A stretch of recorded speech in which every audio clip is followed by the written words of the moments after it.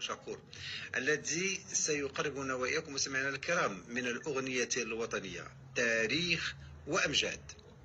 سي عبد الله، أهلا وسهلا ومرحبا بك. تحية لك الأستاذ السي حسن ولطاقم إذاعة مراكش، الإذاعة العزيزة على قلوبنا، وتحية أيضا لجميع المستمعات وجميع المستمعين.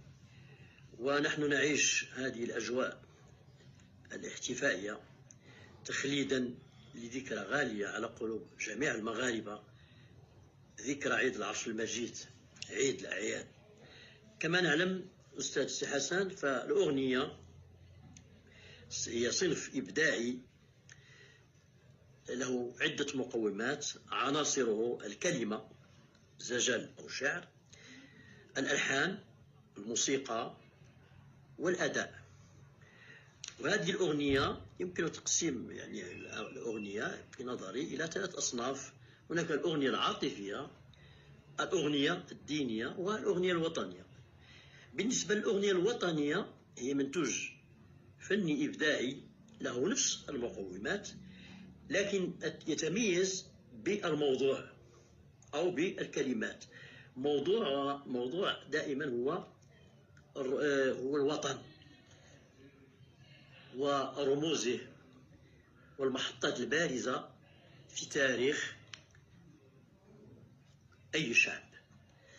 هذه الأغنية أي الأغنية الوطنية تتغنى بالشخصيات وبالرموز وبالثوابت، وتشيد بأهم المنجزات، وتواكب الأحداث البارزة من حياة الشعوب.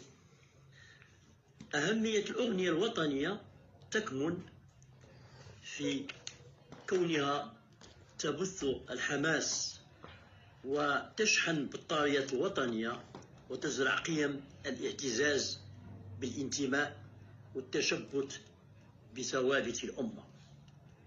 بالإضافة إلى كل ما ذكر، المبدعون والفنانون كانوا دائما يواكبون أهم الأحداث، فكان للأغنية الوطنية دور توثيقي وتاريخي يواكب أهم الأحداث وأبرز الإنجازات.